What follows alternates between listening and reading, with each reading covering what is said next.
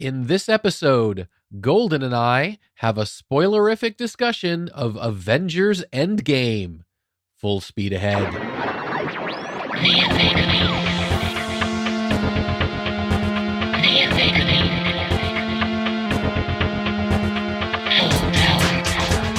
Welcome to the Omega Beam number 40. I'm your host, Orren Merton, and this is the big one, Avengers Endgame, the 3-hour epic finale of the Infinity War / Endgame Avengers two-parter. And it is the wrap-up of a 22-movie saga, an unprecedented achievement in cinema. So we wanted to see it twice before we had our discussion podcast, because there's a lot of movie here. And if you haven't seen it, it's all spoilers. This is a very, very spoiler-filled discussion. So please see the movie first. So if you haven't seen it, here is an incredibly short spoiler-free section. This is a great wrap-up of the previous phase of the Avengers. See the movie. We've seen it twice in 2D. We're going again this weekend to see it in IMAX 3D because we want that experience, and we highly recommend that you see it. Go see it, come back, and enjoy the podcast. Okay, that was the spoiler-free part, and from here on out, it's all spoilers. Here we go. I am here with Golden, and we are here to talk about the movie. I was driving home tonight, and I was talking with my aunt on the phone, and she said, "You saw it, right?" Now, didn't have to say what it was. I said, "Yeah, we've seen it twice." She said, "I'm not surprised." It is the movie, and I feel like we should start by saying that this entire thing is just going to be one gigantic conversation of spoilers. So if you have not seen the movie, if you are the one person somewhere in the world who has not seen the movie yet, please go see it. And then this conversation will A, make sense, and B, not spoil the movie for you. Yes. What did you think? It was very well done. It was incredibly well done, yeah. Every dollar you see on the screen. Yeah, I mean, the effects are amazing. The visuals are amazing. The colors are amazing. I've mentioned in other podcasts, and you can find essays about it all over the internet, that Marvel movies have, especially in the second phase, they've, from a color palette point of view, they have had a uniform dullness about them, and with the exception of the Guardians movies. And this movie is definitely very, very rich in deep color. Obviously the CGI is amazing and enormous. But the thing is this, as expensive as this movie was, and as CGI heavy as it is, I don't know if there's a single scene without some kind of CGI element involved in the scene. It's really about story. I mean, this movie is great because of the story. And this is a very long movie at 3 hours. But it didn't feel overly long. And the reason is because I think it had a story that sustained. Wasted time. Right. And I think with this much action, having a long run time meant that they could have slower character movements, character moments that naturally unfold, that have time to breathe. And so it doesn't just become a kind of throwaway action movie, but it becomes a deeper movie with a lot of feeling to it. You know, I think that was the surprise. Not that people haven't seen good comic book movies, because there have been good comic book movies, but that this one was as good as it was, and that it had as much humor as it did, and as much emotion as it did. And our background and sound effects will be provided by a giant schnauzer tonight. You may hear the pitter-patter of his paws or the whine of the "you're not petting me" in the background. So speaking of the story, most movies have a fairly basic but incredibly effective 3-act structure. Act 1 is the setup, where they kind of set up the story. Act 2 is sort of the meat of the movie, the middle of the movie. That's where they do the thing. Act 1 sets up the thing. Act 2 is when they do the thing and they suffer a setback when they try and do the thing. And then Act 3 is when they overcome the setback and cruise to the finale of the movie. So one of the things, and this is a 3-act structure, absolutely, but one of the things I liked about it is how they played with the structure a little bit, because normally in a movie with a 3-act structure, if there is a time jump, that will be done at the act break. That the break between Act 1 and Act 2 will be, 5 years in the future. But in this one, they played with it a little bit, that the setup for the majority of the movie actually didn't happen at the jump point from, the moment of Infinity War, and then they break 5 years, and that's Act 2. Instead, begins at the moment of Infinity War. They conclude that, break 5 years, and we're still in the process of setting up the major thing of the movie. And I thought that was neat. I liked how they did that. It was kind of subverting expectations. I also enjoyed how part of that setup at the end of the jump was, or at the beginning of the jump, was, again, a little bit more serious than something you get into in most superhero movies, is they show how each of the main Avengers was dealing with PTSD, was dealing with the traumatic events of losing. They didn't win in Infinity War, and even the setup kind of teases an easy victory. But of course, it's the opposite. It's just more proof of their failure. And I thought it was neat how they each handled the PTSD. It's completely different.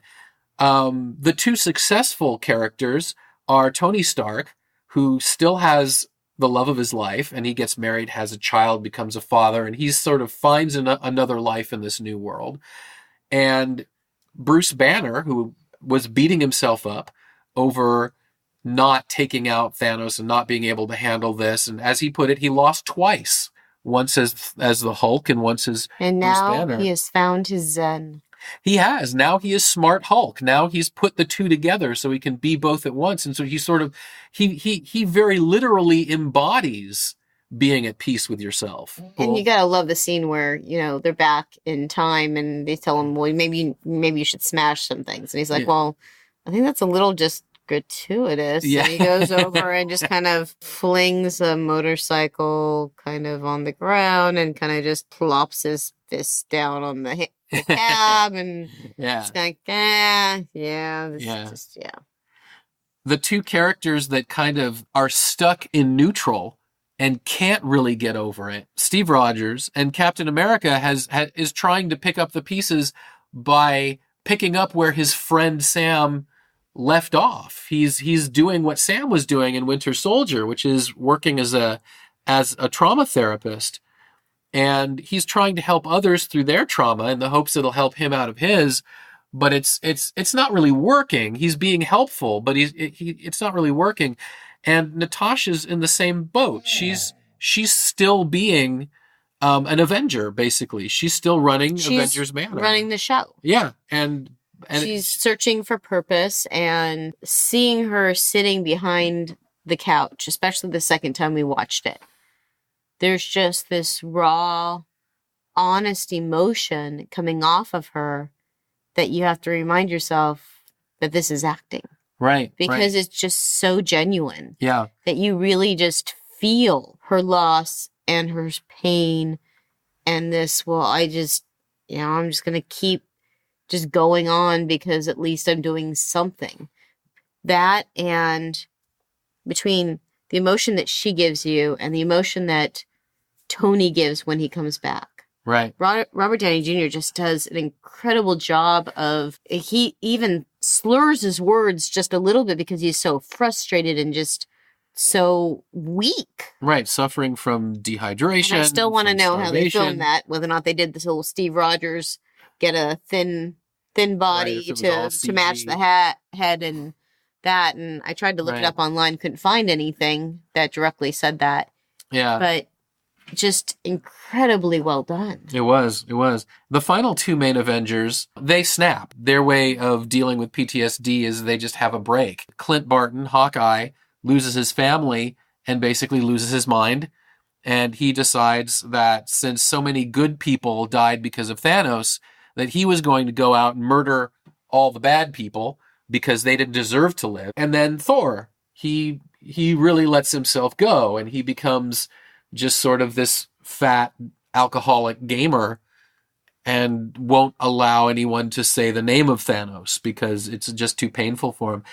One of my few criticisms of the movie, it was a great reveal that we get to see Fat Thor. Chris Hemsworth is an amazing actor with fantastic comic timing, and he plays it incredibly well. But I wish that wasn't the joke for the entire movie. I wish that they took seriously the fact that he is the way he is because he has some very, very significant emotional issues that he needs to get over, instead of just treating it as a joke, like, oh, there he is drinking, there he is sleeping in the corner, there he is, being smelly and, all the rest. So I don't feel like the entire thing was treated as a joke. I think once he had that wonderful reunion with his mother, and she basically gave him the courage to be himself again, I think that's when things kind of changed. But up until then, I get what they were trying to do, and it was funny, but I also think it was a little bit of a missed opportunity there. So I don't think all of it was funny. I think some of it just really kind of brought you down to where he was at. I don't think it was done just for the comic relief. I think the comedy part is just the fact that he just looks so much like a large Big Lebowski.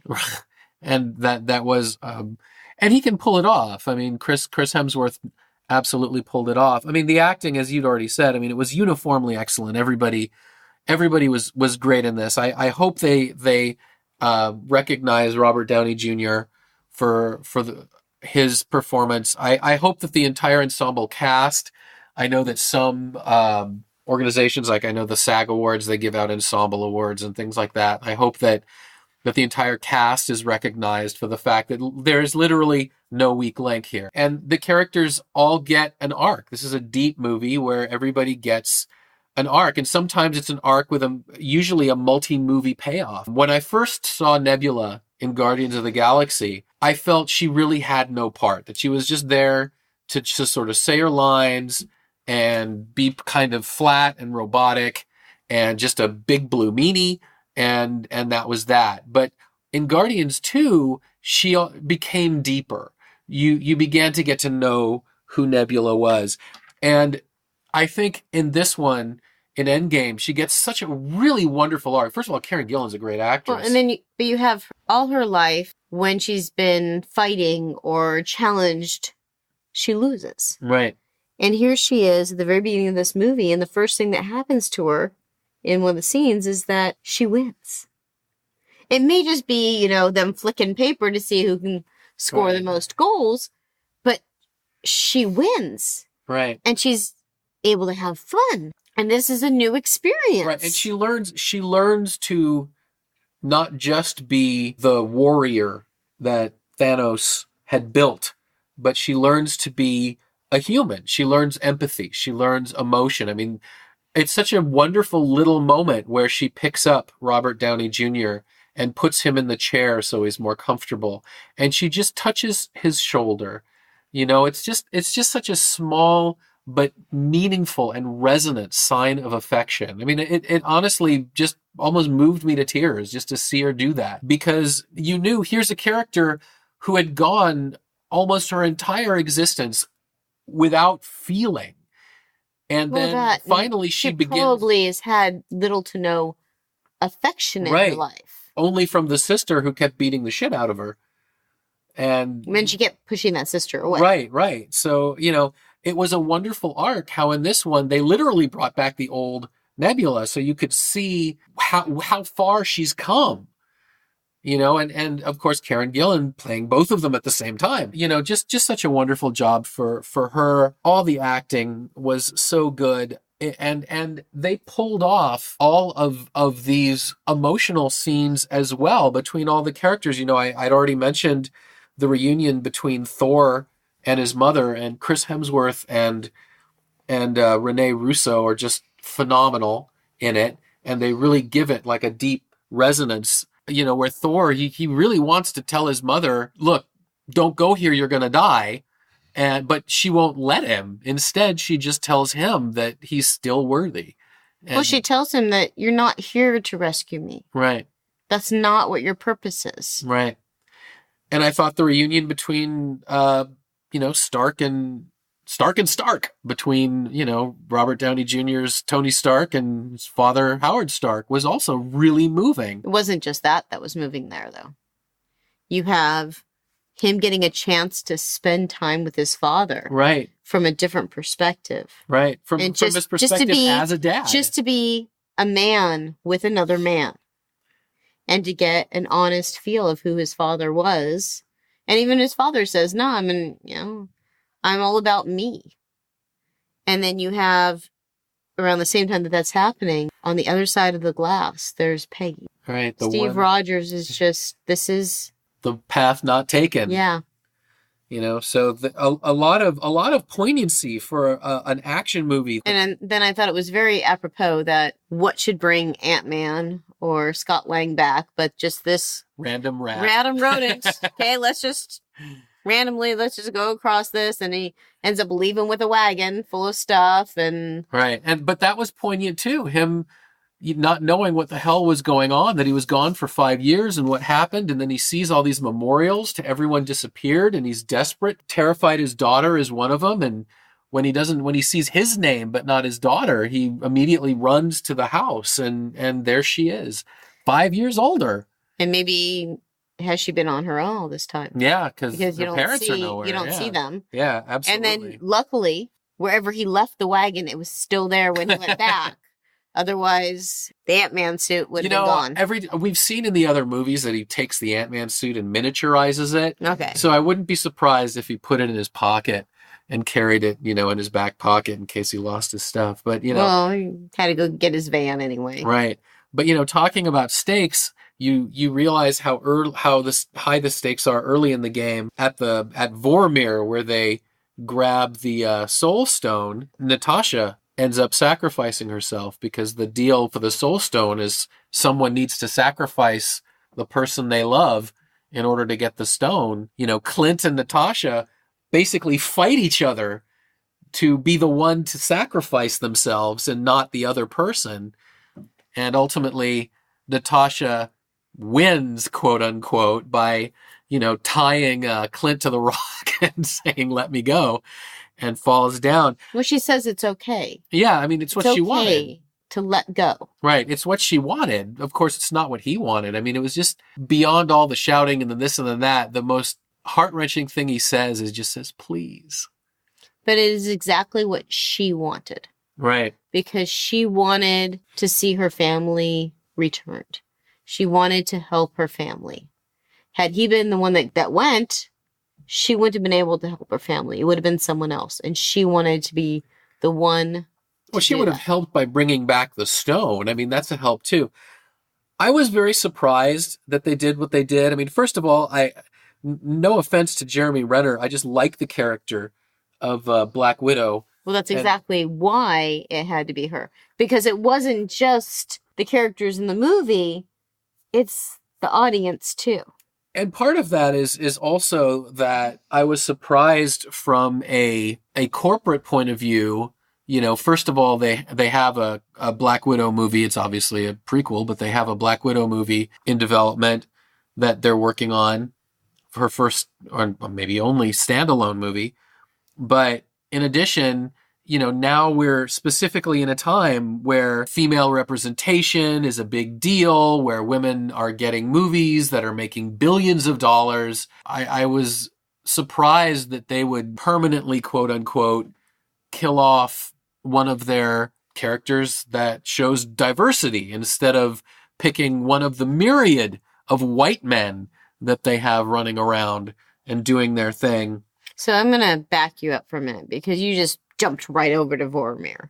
He didn't actually talk about getting there or anything. And I'm going to go back because I still have more to talk about in Vormir. And there was this scene where they've dropped the other two off at Morag, and they get back in the ship, and they start going, and they're both just overcome with the, oh, wow. Right, the magnitude. We're in space. Right. We have our own spaceship.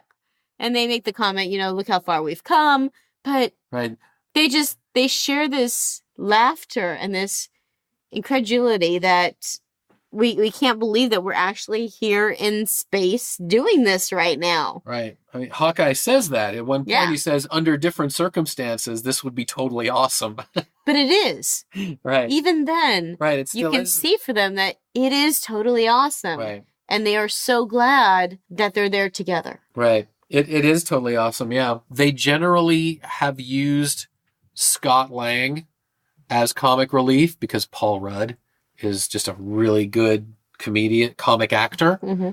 And I thought that they did a really good job because he wasn't just comedic in this one, that he was sometimes dead serious and very emotional. Well, they're talking about the Infinity Stones in one place. At one point, when they're all in that room, and he's like, I still don't even know what we're talking about. Right. Because he still doesn't know what they are. Right. And I thought they used that very well. They used him as the kind of bewildered everyman who's like, what's going on in this world? But he's honest. And he's also fully He comes capable. back from the first time experiment and says, well, I think one of me peed my pants, but I'm not sure if it was the young me, the old me, or no, maybe it was just me. Yeah. I mean, but he doesn't have to make it into a joke. Right. Because it's just human nature. Right. And that in itself is funny. Right. And, again, just like I said, all the acting was just so good. Well, you have him at the end, the buildings are collapsing and here's this little tiny guy going through and 3 characters that you're not sure how they're going to make it. And he comes up with the solution. Yep. Which is, if I just get really large, then I can save them and get them up there at the same time. Yep. So yep. Everybody gets their moment. I mean, I at this point, switching to the end, I mean, we can obviously switch around all we want. The last battle was just amazingly epic. I mean, visually, as far as just the number of characters involved, it was just a crazy epic. You knew they were going to have to... still with some on if they need the pin particles to get there, how did Thanos travel without it? But I've read online, some people said, oh, well, maybe they replicated the serum because they had nebulas and all of that. So I can buy that for right now. Or we can just assume it's a plot hole and that they needed them to be there, and so they were there. Either way, I just enjoyed the movie so much. You know what? It's just, I ran with it.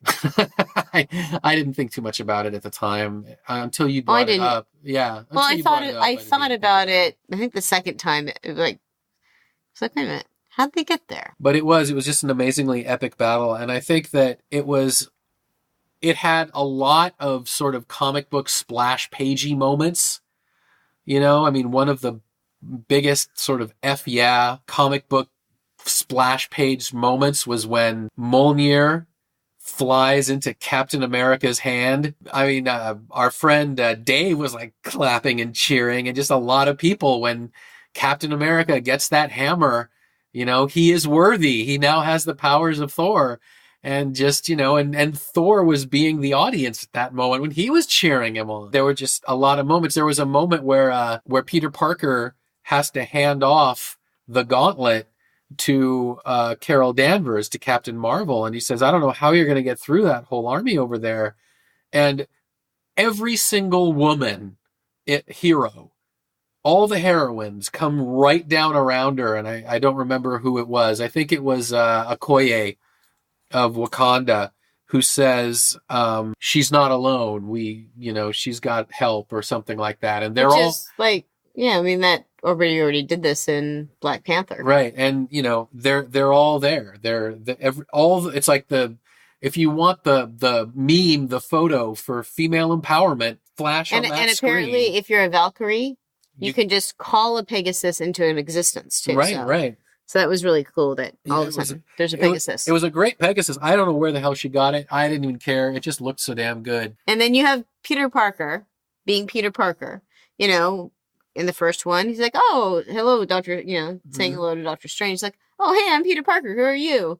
And just very innocent. And here he is being passed from one woman to another and trying to say hi and be friendly. And Right. and like, you're in the middle of a battle, but I'm still going to be Peter Parker. I think that, some of the things we never saw, in the comics, Pepper Potts gets her own suit and becomes Rescue, who is a hero who does more, rescuing than just flat out fisticuffs. They gave her a costume. She shows up as Rescue. She gets to fight alongside her husband at one point, and she gets to rescue people. We see her rescuing Peter Parker. And, it was great to see her sort of step up into the suit and be an Avenger. It was great to see her not just be, the girl on the side and the support team, but to actually be out on the field with everyone else. You have Tony keeps pressuring Doctor Strange, is this it? Is this it? And you go back to the first Infinity War movie when Doctor Strange says, "Okay, I'm going to give up the stone if Tony Stark lives." And Thanos, good to his word, Tony Stark lives. Right. And he holds up that finger, showing him very subtly, 1. Right. So he knows. And he knows that this is the reason. He is the one way in which they're going to survive. And he is the one that needs to have the gauntlet. Right. And I think... needs to have the stones.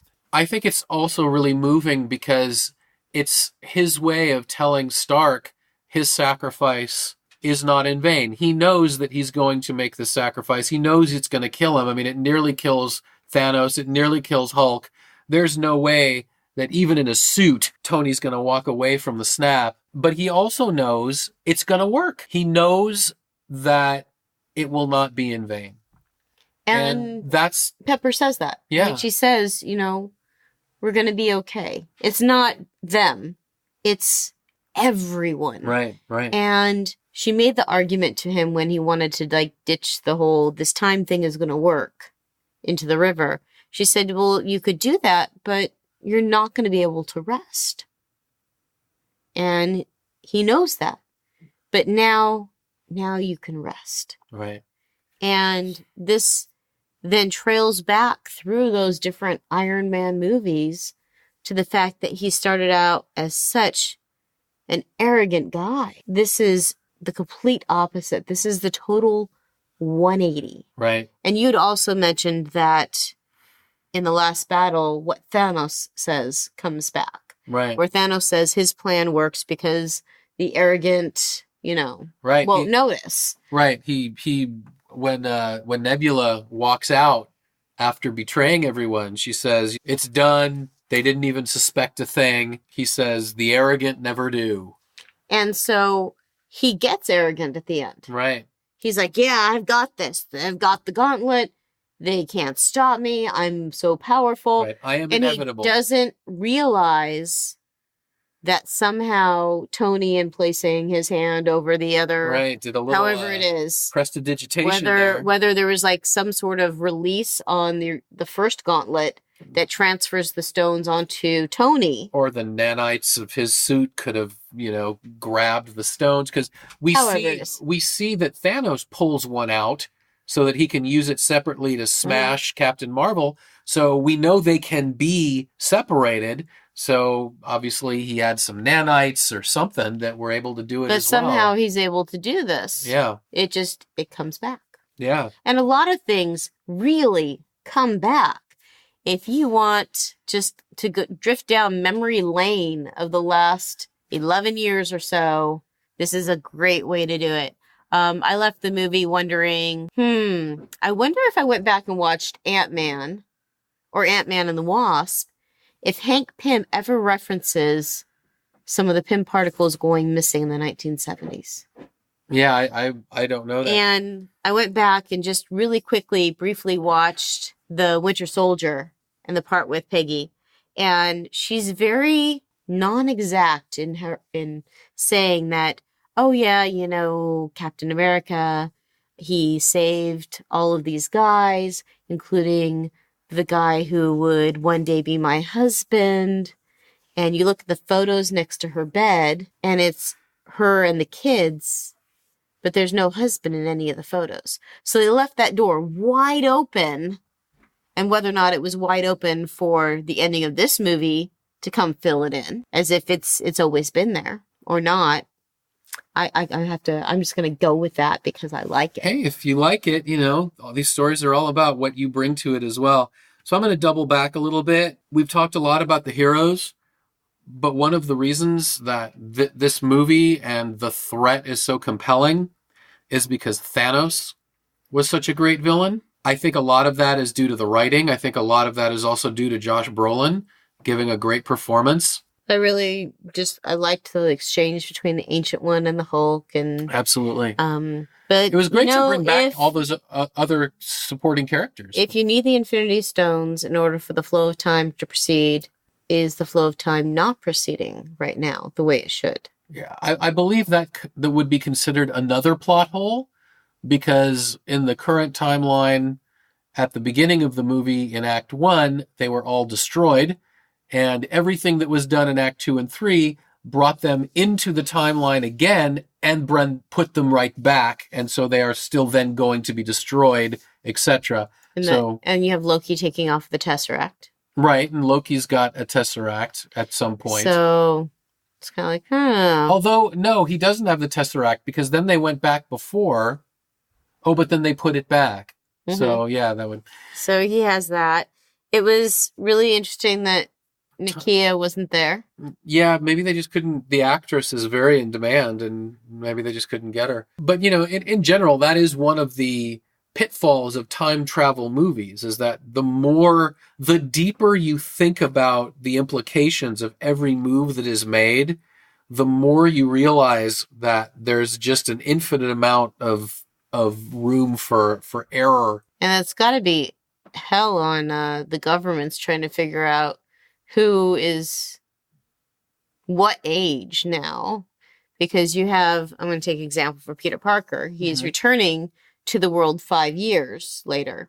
5 years have gone by, so he really shouldn't be a senior in high school. He should be in college, but he really hasn't aged because those 5 years happened in the blink of a second. Right. He just sort of came back 5 years later. And apparently all of his classmates that are, if Spider-Man Far From Home is taking place right after this, right, then every single person on that field trip with him also. What I don't know, because I don't remember the supporting cast all that well of Spider-Man Homecoming, we know that his best friend, and we know that MJ, and we know that the guy who plays the jerk. They calls him Dickwad. Right, who calls him Dickwad in the trailer. They must have all been snapped and came back 5 years older. That's what I was saying. Well, thank you, Golden. You are welcome. And that's it for this episode. You can find the show notes at theomegabeam.com/40. If you like this episode, please leave a review in the Apple Podcasts app or wherever you listen to podcasts.